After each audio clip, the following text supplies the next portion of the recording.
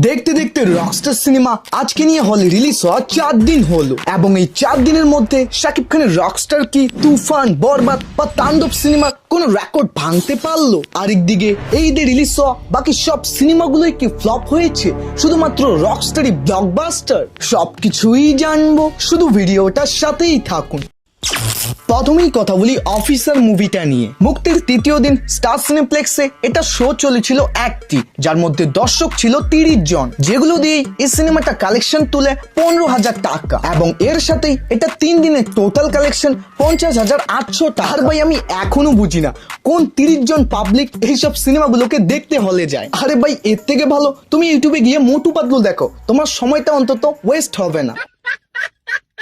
দ্বিতীয় নম্বরে আছে পিনিক মুভিটা। ভাই সিনেমাটা কেমন হয়েছে ওটা তো জানি না, তবে মার্কোর সস্তা কপি এটা ঠিকই জানি। গতকাল স্টার সিনেপ্লেক্সে 4টি, লায়নে 1টি, মোট মিলিয়ে পিনিক শো পেয়েছে 5টির মতো, যার মধ্যে কোনোটাই ছিল না হাউসফুল। তারপরও কালেকশন তুলতে সক্ষম হয়েছে 67,400 টাকা এবং এর সাথেই পিনিকের টোটাল কালেকশন 1,69,000 টাকা। And I am damn sure যারা যারা এই সিনেমাটাকে হলে গিয়ে দেখেছে তারা বাড়ি এসে নিশ্চিত হার্ট অ্যাটাক করেছে।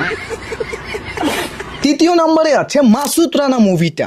যেই সিনেমাটাকে যদি আপনি দেখার প্ল্যানিং করতেছেন তাহলে আগে ভাগেই বলি আপনার মাথার বুদ্ধি আগে আপনার বাসার ফ্রিজে ঢুকিয়ে দিয়ে আসেন,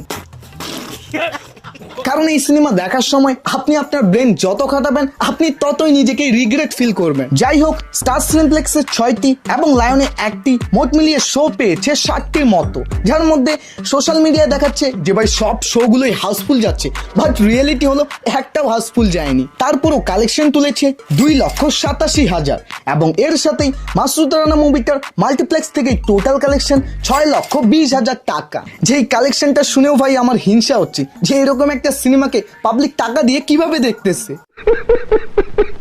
চতুর্থ নম্বরে আছে মালিক মুভিটা। যাই হোক, স্টার সিনেপ্লেক্সে 10টি, লায়নে 3টি এবং কে স্ক্রিন সিনেপ্লেক্সে 3টি, মোট মিলিয়ে এভাবে শো চলেছিল 16টির মতো, যার মধ্যে অনলি 2টা ছিল হাউসফুল, যেগুলো দিয়ে কালেকশন তুলেছে 6,47,000 টাকা এবং এর সাথেই মালিকের টোটাল মাল্টিপ্লেক্স গ্রস কালেকশন 15 লক্ষ টাকা। যদিও অনেকজনই শুনে ভাবতেছেন বাপরে 15 লক্ষ টাকা, বাট আমি বলবো আরিফিন শুভর স্টারডামের ক্ষেত্রে এটা অনেক কম কালেকশন।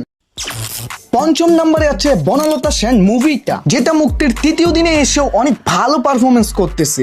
যেখানে স্টার সিনেপ্লেক্সে 10টি, লায়নে 1টি, মোট মিলিয়ে শো চলেছিল 11টি, এর মধ্যে 4টি ছিল হাউসফুল, যেগুলো দিয়ে এটা কালেকশন তুলেছে 7,15,000 টাকা এবং এর সাথে টোটাল মাল্টিপ্লেক্স গ্রস কালেকশন 16,65,000 টাকা।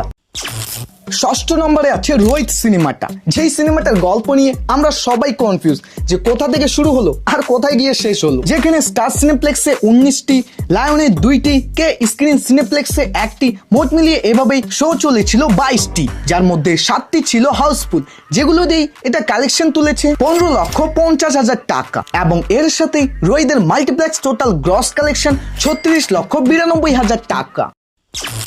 সপ্তম নম্বরে আছে শাকিব খানের রকস্টার মুভিটা। ইয়েস, বর্তমান ওয়ার্কিং ডে আসার পরেও এই সিনেমাটা কিন্তু 50 লক্ষর নিচে কথাই বলতেছে না। জি ভাই, আপনি একদম ঠিকই শুনেছেন, শাকিব খানের রকস্টার সিনেমাটাকে কিন্তু এই বছরের একটা সেরা মুভি বলা হচ্ছে। তবে যেখানে স্টার সিনেপ্লেক্সে 37টি, লায়নে 8টি, গ্র্যান্ড সিলেটে 4টি, মধুমিতা সিনেপ্লেক্সে 4টি, এভাবেই মোট মিলিয়ে রকস্টার টোটাল শো পেয়েছে 81টার মতো, যার মধ্যে 32টা ছিল হাউসফুল, তো 5টি অলমোস্ট হাউসফুল, যেগুলো দিয়ে এটা কালেকশন তুলতে সক্ষম হয়েছে 51,40,000 টাকা এবং এর সাথেই রকস্টারের 3 দিনের টোটাল কালেকশন 1,34,00,000 টাকা। আর সাবস্ক্রাইব না করলে কি হয় রে ভাই, না হলে ভিডিও বানানোর মোটিভেশন আসে না। তো hit the subscribe button right now. By.